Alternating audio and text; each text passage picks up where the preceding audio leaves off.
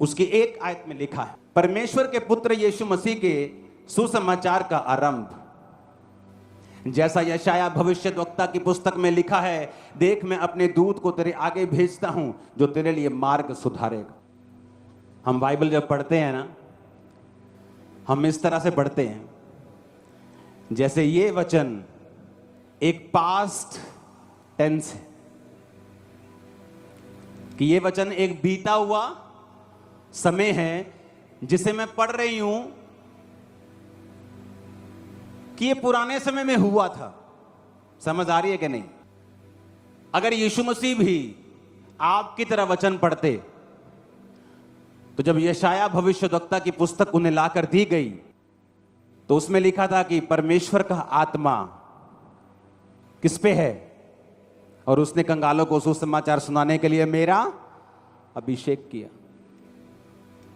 तो अगर परमेश्वर भी बाइबल हम जैसी पढ़ते तो यही सोचते कि 700 साल पुराना वचन पढ़ रहा हूं। लेकिन यीशु मसीह ने जब बाइबल को खोला तो वो ये बात जानते थे कि ये वचन मेरे लिए लिखा है। तो इसलिए उन्होंने कहा, आज ये लेख तुम्हारे सामने पूरा हुआ है। उसने कहा कि देख मैं अपने दूत को तेरे आगे भेजता हूं जो तेरे लिए मार्ग सुधारेगा। किसके लिए मार्ग सुधारेगा? जीसस के लिए। कौन थे जीसस? परमेश्वर का एक रूप। परमेश्वर धरती के ऊपर अपने इंसान के रूप में आया। वो पूरा इंसान भी था और पूरा परमेश्वर भी था। अगर वो पूरा इंसान था और है तो आप इस वचन को अपने लिए भी ले सकते हैं।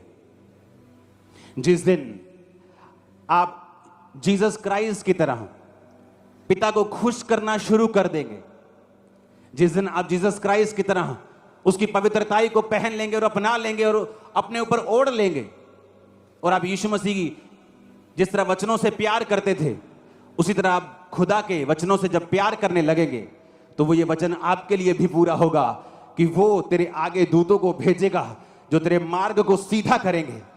आप देखेंगे फिर क्या होता है, किस तरह से आपके रास्ते सीधे होते हैं जो टेढ़े हो चुके हैं, किस तरह से आपके परिवार के रास्ते सीधे होते हैं, किस तरह से आपके बच्चों की पढ़ाई के रास्ते सीधे होते हैं, किस तरह से आपके हस्बैंड की पढ़ाई के, उसके हस्बैंड के बिजनेस के रास्ते सीधे होते हैं। ओ आमीन। मेरे को ऊंचे वाला चाहिए चर्च।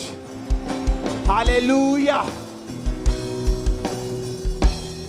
उसने कहा, अपने दूत को तेरे आगे भेजता हूं जो तेरे लिए मार्ग सुधारेगा। फिर ये वचन आपके लिए भी है। जिस दिन आप जीसस क्राइस्ट को प्रसन्न करना शुरू कर देंगे, उसके वचन को स्थान देना शुरू कर देंगे, नशे व्यभिचार और चोरियां छोड़ देंगे, उस दिन वो दूतों को आपके आगे भेजेगा। ये किस दूत की बात वो कर रहा है? इसमें दो तरह के हेल्पर्स होते हैं। एक हेल्पर होते हैं शारीरिक रूप में, जो आपको शारीरिक रूप में मिलते हैं। वो आपका परमेश्वर का एक दास हो सकता है, एक अच्छी चर्च आपका मिलना आपको हो सकता है, या कोई डिवाइन हेल्पर आपकी लाइफ में हो सकता है। आपका बॉस हो सकता है, आपका स्टाफ भी हो सकता है, जिसने नमान कोड़ी की तरह उसके कोड को उसकी स्टाफ ने ही बोल दिया था कि अगर तू भविष्यद्वक्ता के पास जाए तो तेरा कोड ठीक हो सकता है। एक असली दास के पास जाए तो कोड ठीक हो सकता है।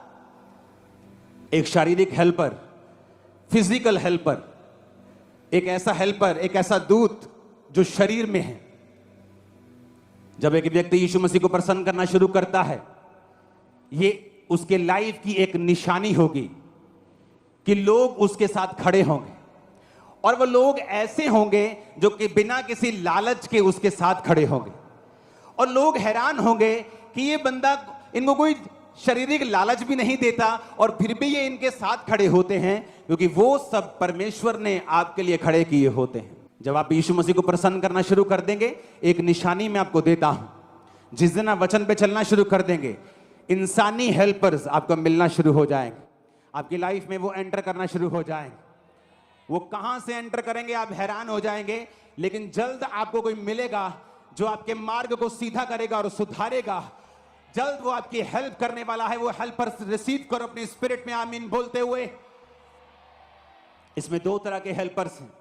इसमें लिखा है, जब हम 10 आयत में पढ़ते हैं, जब वह जल से निकलकर ऊपर आया तो तुरंत आकाश को खुलते और आत्मा को कबूतर के समान अपने ऊपर उतरते देखा, और आकाशवाणी हुई, तू मेरा प्रिय पुत्र है, मैं तुझसे खुश हूं। तब आत्मा ने तुरंत उसको जंगल की ओर भेजा।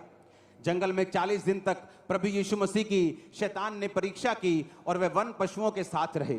प्रभु यीशु मसीह वन पशुओं के साथ रहते हुए वहीं रहे और स्वर्गदूत उनकी सेवा करते रहे। ये स्वर्गदूत कौन से थे? शारीरिक या आत्मिक?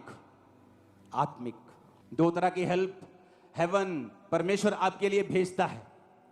एक वो हेल्प है जो संसारिक रूप में आपको मिलती है।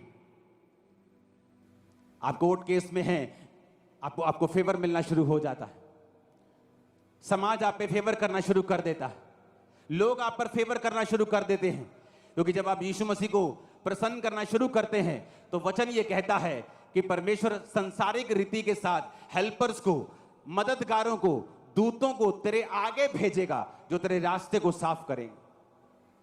लेकिन दूसरी हेल्प भी उसने कही है। उसने कहा जब शैतान यीशु मसीह के साथ लड़ता और उसकी परीक्षा करता था तो बाइबल कहती है वो वन पशुओं के साथ रहा और स्वर्गदूत उसकी सेवा करते रहे। दूसरी हेल्प होती है जो स्वर्ग से आपको मिलती है, वो दूत जो आपको एक्सीडेंट से बचाते हैं, वो दूत जो आपको बीमारियों से बचाते हैं, वो दूत जो आपको मौत से बचाते हैं, वो दूत जो आपके साथ सुरक्षा के रहते हैं, हमेशा आपके संग रहते हैं और शैतान को सब शैतानी काम करने से आपकी लाइफ में रोकते हैं, क्योंकि परमेश्वर को आपने खुश कर दिया है। लिखा जब वो बपतिस्मा लेकर जल के ऊपर आया तो पवित्र आत्मा उस पर उतरा। वो वन पशुओं के साथ रहा, भालू के साथ रहा पर भालू उसे खा नहीं पाया, शेर के साथ रहा, शेर उसे खा नहीं पाया, सांपों के साथ रहा, वो उसे काट नहीं पाए। नेचर भी आपकी हेल्प करना शुरू कर देती है, कुदरत भी आपकी हेल्प करती है, कुदरत भी आपके साथ चलती है। फिर ये गर्मी आपको बीमार करने की बजाय आपको हेल्दी कर जाएगी, ज्यादा सर्दी आपको बीमार करने की बजाय आपको स्ट्रांग कर जाएगी, क्योंकि कुदरत भी आपके साथ रहेगी जब आप परमेश्वर के साथ रहेंगे। तो आप मेरी बात समझ रहे कि नहीं? कारण एक ही है कि क्या आप परमेश्वर के साथ जुड़े हुए हैं कि नहीं। अगर आप अभी भी कुंडियां लगाते हैं, आप बिजली चोरी करते हैं, आप तेल चोरी करते हैं, गल्लों से चोरी करते हैं, अपनी दुकानों से, अपने मालिकों से चोरी करते हैं, घरों में काम करने वक्त चोरी करते हैं, ऑफिस फैक्ट्री में काम करते वक्त चोरी करते हैं, फिर यह वचन आप लोगों के लिए नहीं है। क्योंकि वचन में लिखा है तू चोरी ना कर, तू व्यभिचार ना कर, अपने माता पिता की आज्ञा को मान, झूठी साक्षी, झूठी गवाही ना दे, अपने भाई को बदनाम ना कर। अगर तुम वचन को तोड़ते हो तो ना तो शारीरिक हेल्पर काम आते हैं, फिर लोग ऑफेंड हो जाते हैं, निराश हो जाते हैं। नो मेरे कोई काम नहीं आंदा, ओ टाइम ते मेरे कोई काम नहीं आंदा, कोई मेरे नाल नहीं गा। क्योंकि तेरे साथ अगर परमेश्वर नहीं है तो तेरे साथ कोई नहीं होगा। अगर तेरे साथ परमेश्वर है और तू अकेला है तो ऐसी ही भीड़ तेरे साथ भी खड़ी हो जाएगी जो वहां बैठी। ओ आमीन। मेरे को ऊंचे वाला चाहिए चर्च। वो कहता मैं स्वर्गीय दूतों को भेजूंगा, तुम्हारे सपनों में दूत आएंगे। लोगों को लगता है मैं सपनों में आता हूं। मैं कैसे सपनों में आ सकता हूं? मैं अपने घर सोया हूं भाई, मैं तुम्हारे सपनों में नहीं आ सकता हूं। दूत मेरी शक्ल लेकर तुम्हारे सपनों में आते हैं। दूतों को परमेश्वर के दासों की शक्ल लेकर मैंने हजारों लाखों लोगों के सपनों में आते हुए सुना है।